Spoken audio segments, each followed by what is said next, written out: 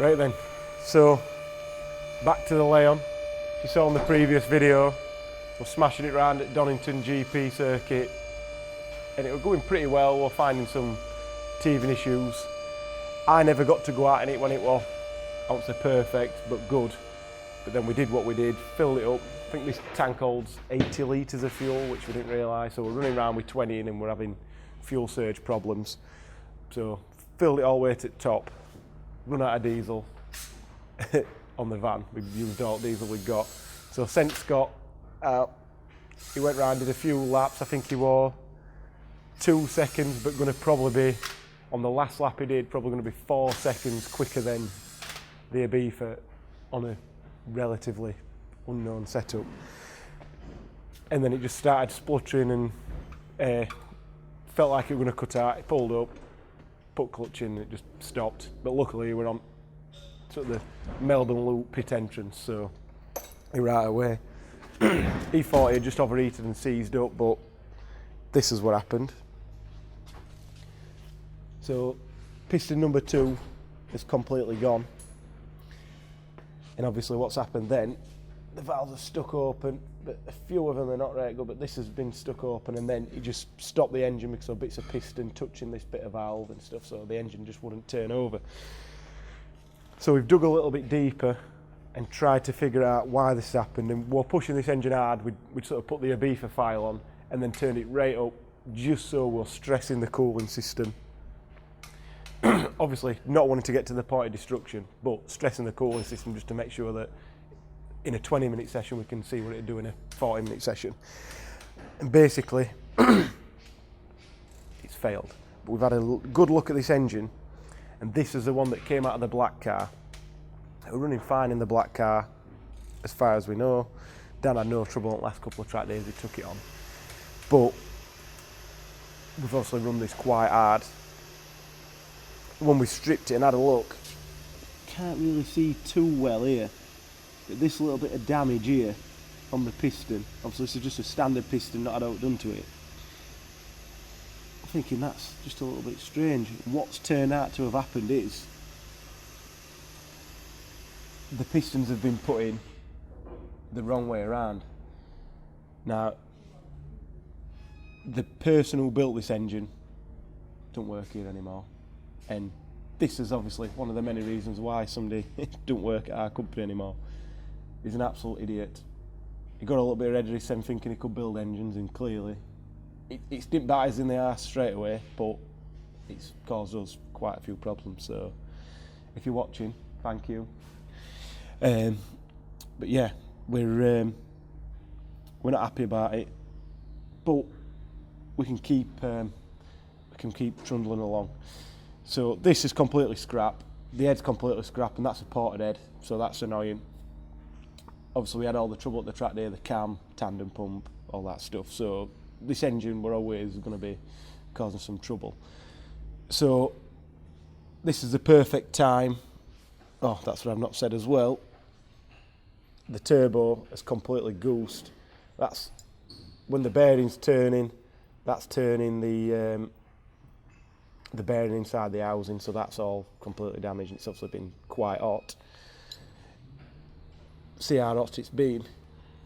That's normally just Inconel shaft, and it's not normally blue. So the VNT mechanism, that's just completely all welded together. That's all bits of piston, and that's filled the exhaust manifold full of this crap. So we've had to put a new exhaust manifold on, new turbo with turbo out, new housings on. The old exhaust manifold we're going to blast inside of that out, and the old exhaust housing will blast that, and then we'll have the spares as such for this engine. So we've had to get the top man on the job and get Paul to sort it out. So this is in essence just a standard engine again, but we've put some tested PD 150 injectors in, put some head studs in, some ARP head studs, and then we put in one of our race cams. Which I'll grab that. So get one of our race cams in. Now we've not really talked too much about these cams and what we do and how we do them, but This has got quite an high lift. It's about 9 and a bit mil, but not tons of duration. And the reason we do it like that is so you don't have to cut big valve reliefs in to make sure that the cam's not going to hit the piston and stuff like that. You can still have a little bit of adjustment on your pulley without actually the piston and the valves come into contact with each other. But the main difference between this and all the others, like we get a lot of people saying, oh, what duration, what this, what that. The intake and exhaust lobes, although they are obviously on a normal cam the most important part, on a PD cam it comes second to the PD lobe. Everybody else that we know that sells these PD cams don't really do anything with a PD lobe. We do some interesting stuff with them we're not going to go too deep into, but the stuff that we do to them makes a bigger difference to how the fuel's delivered and how the engine revs compared to any other cam. You can put whatever inlet and exhaust lobes you want on. If your PD injector's not getting pushed and pulled at the right time, it's not going to work. So these, they really do work, and you'll see from the dyno graphs when we finally get it on, it just goes all the way to the limiter. Even on, these are standard PD 150 injectors because we don't want to run any bigger than we need. Even with them, you get tons of top end. So Paul's going to get this put in, get this engine all put back together, new water pump, new timing belt. We only use genuine stuff for that. It's going to have a new genuine thermostat in. We might modify that to open a bit lower, not too sure just yet. And then this engine's going to get whacked back in, and away we go. So one other interesting thing while we're here, I don't know if we can see it, but when the engine was stopped and Scott pulled over broken down, this CV boot is probably 1.5 inches away from, maybe 2 inches away from turbo, and everything was that hot. Just being near to it's melted that, so that's another job we've got to do before we can put it back together. But if you watched the previous video, we didn't probably talk about it too much because we had all the problems, but this car and what Seat did to it when it were in the touring cars, obviously this is all a Toledo front end as such, the shocks, the bottom arms, everything. Whatever Seat did, it's absolutely amazing, because running similar power to the Ibiza, a setup that we just guessed, no front anti-roll bar because that wouldn't fit, and it's going to be probably 4 seconds a lap quicker. So when we get this dialed in, it's going to be 5 or 6 seconds quicker than Ibiza. Probably the similar power to weight ratio, similar tyres, similar everything. And the Ibiza were better on the brakes, or at least we're braver on the brakes in the Ibiza because we know the car. So there's tons more in this car. So really happy. Scott's happy. And Nick, who owns the car, he's really happy that we're making progress. And yeah, and the lads, even though the engine's blown up, Paul's still happy, aren't you, Paul? Paul's still here. Paul's still happy. So it took about 1.5 days, maybe a little bit longer, to get everything out, figure out what had happened, obviously make sure that it weren't all we'd done, because we baffled sump, so we didn't want to have an oil starvation problem, which it was the same sump we'd had on Ibiza for years, so can't imagine, or same design, so can't imagine it was that, but you never know. Stripped everything down, all the damaged bits just got through in bin, all the stuff we could salvage, we'll build another engine out of them if we can, but we just put the standard motor in, bolted all the other bits back on. So the other job that we were going to do before we went on this first track day, but we thought we'd got a good engine, a good setup, so we didn't need to really mess about. We've got some gauges to put in. So these are just not expensive ones, no fancy, just some race tech. Got an oil temp, water temp. They're just going to be at centre console. So Paul's going to put them in, and we'll put an EGT probe in just for dyno. So it's finished. It should start. Let's see. I'm hoping Paul's had it running. That's going to make me look a bit silly.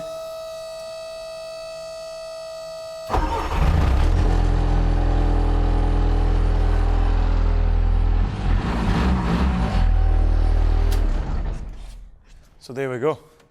It runs. It's alive. So the next plan for this car, we're going to take it on the dyno, make sure it's behaving, make sure we've got no engine problems. Then I'm going to whip all the shocks off again, take them to Mick Gardner Racing.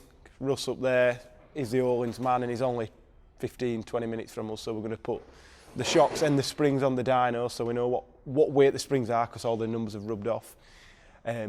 What the shocks are doing, because the clickers are not quite working how we'd expect them to. Whether they're faulty or not, I'm not too sure. But then, based on the weights and how much grip the tyres have got and stuff like that, we're going to come up with a baseline for the bump and the rebound, because you've got 3 little knobs to play with. We want to make sure on each shock, we need to make sure that we know we've got a good solid baseline, and you might go up a couple of clicks or down a couple of clicks, not starting from nowhere, basically. So that's the next plan. So after that then, if it all has gone together and the anti-roll bar sorted, which we're working on that in between, if that all goes to plan, we should be at Silverstone GP on the 30th of September, which is no good for me because my missus is due to have a second child then. So I'm probably not going to be there. So hopefully we can do this, and we've got some different tyres and stuff to test. So, but the guys from Yokohama are going to be there because they want us to run their tyre in the Birkett. So we'll see what happens there. So as a little cheeky aside, we've finally got the air jacks all plumbed in. Oh no, I'm not going to try and open that. It's got these silly pins that don't seem to work properly. But the air jacks are all plumbed in and ready to rock. So George at Air Supply, he races with us in the when we went in the 4Ks, but he also races against us in his Porsche. We'll put a little clip up at him and his company logo. He races with us in Track Day Championship and Track Day Trophy. When you're doing these air jacks, which this is the exhauster and what have you that you fill up from. When you're filling these up, you've obviously got to get the compressed air from somewhere.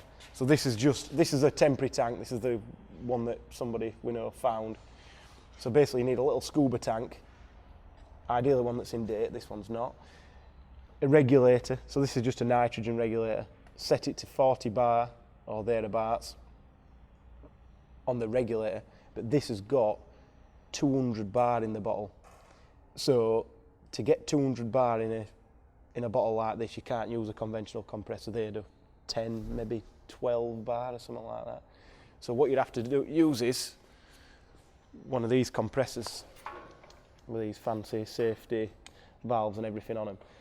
So this is a 230 volt single phase one, so we can just take it racing and have no problems with it. We could run it off a Jenny if we had a Jenny with us, but you can get these from this brand with the generator as part of it rather than just having a normal motor on. But we want one that we can just use in the workshop.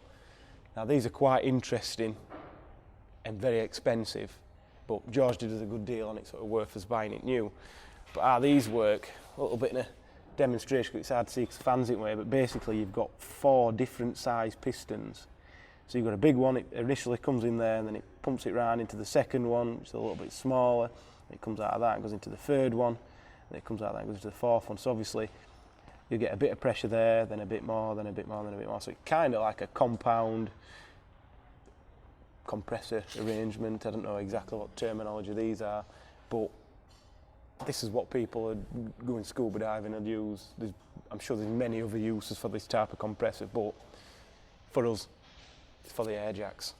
So once you've pumped that into the bottle at 200 bar, this is what it lets you do. Going up, Paul.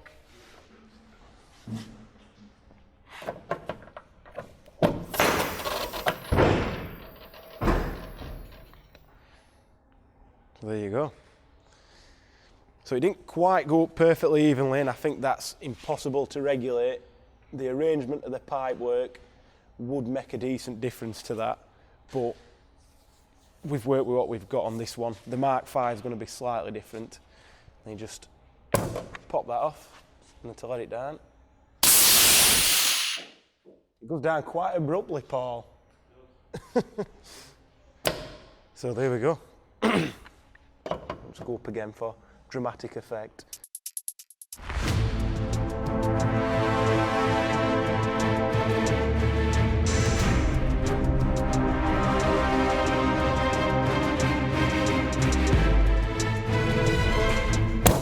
So that'll stay up there as long as you want it to stay up. We've got the locks that go in there. I'll just grab one actually, so rather than talking about it. It's a fair old reach, but this is in essence your axle stand. So that just, it's magnetic, so it just clips in there, and there you go. So if that were leaking, it'd just drop down onto there. And then we have got some things coming which will demonstrate them later on. They're not here yet, but we can go up another level from here as well, so it should be good.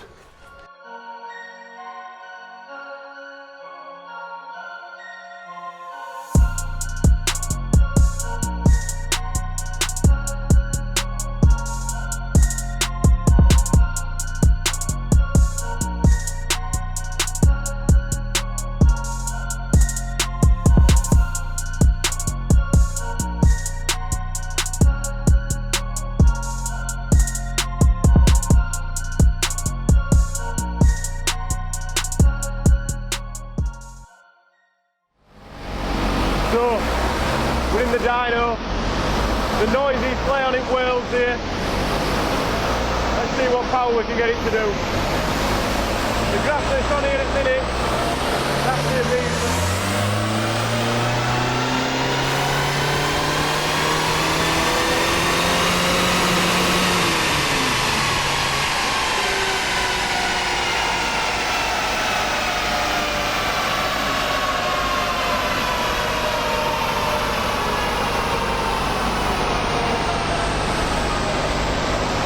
Got a bit excited and went before I could get him thumbs up, but it is what it is. So you can see here, this red line is the Ibiza, this green line is the Leon on the exact same tune. The only difference is the tyres and obviously the alignment settings and stuff like that. So I can't imagine that being 20 horsepower. So we need to probably turn things up a little bit. This car's a bit lighter, so it can be a bit less power, but that, I can only imagine the difference in this is the injectors. So, because they're just some tested used ones that we sell. Sometimes they try to take a little bit away. The Ibiza ones, I can't remember whether they're brand new ones or not. They maybe had new nozzles on at some point. So.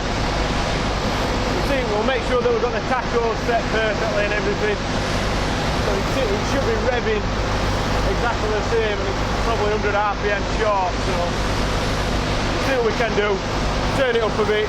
We're going to put the EGTs back in. We'll see what that does, and we'll go from there. But I'm happy. It should be where it needs to be. It's not the be all and end all. It's just a customer's car. We spend a lot more time playing. But we need to play with this on the track, so I'll let Mike do another run, but we're going to get out of the way and let him do what he needs to do. So, Mike's had a little play. We've done the cam timing, tweaked that a little bit because it was about -1, and with these cams, probably +1's a bit nearer to where you want to be. Didn't really make too much difference. The tune that's on there as well, we've lifted idle up a little bit. It's like 1500 because engine mounts on this are like ridiculously hard. I'm just waiting on some bushes from Powerflex to slot in there. We found one that should work, so we need to get them whacked in. So yeah, we've put, I didn't realise at the time, the comparison tune from the Ibiza were actually one that had got a little bit less fuel in, so we've swapped them over now, so they are actually on the same tune with a little bit more duration. So because of the high idle, we've had to change the start speed. It just don't want to do any less than that. So the torque, probably 30, 40 foot-pound lower, 35 foot-pound lower, just because I think this is all just tyre related, and obviously RPM because of tacho. But as far as the comparison's concerned, I think we're about where we want to be. We could do it really getting it on the dyno for the championship that we'd be running it in and see what difference it makes. It takes all that element of guesswork out of the equation. So I think it's where it wants to be. So we're just going to take it on track, like this, but I've got to get them dampers off and all that sort of stuff. So when we get all them back, we'll actually look at how the alignment's adjusted on this car, because it was a bit in a rush job last time and I didn't really sort of detail how it's all done, but it's quite interesting. So hopefully you like what you're seeing. It's not been the most interesting of videos, I don't think, but we are working on it. This car, the next most interesting thing is going to be when it's on track, all done and dusted, and we'll see how much quicker it actually is than this would be, because now the power to weight's going to be pretty much the same, not running a bit more power and stuff like that. It's going to be very, very similar, so it should highlight how much better this chassis is, because from the driving we did, it's a lot better. So thank you.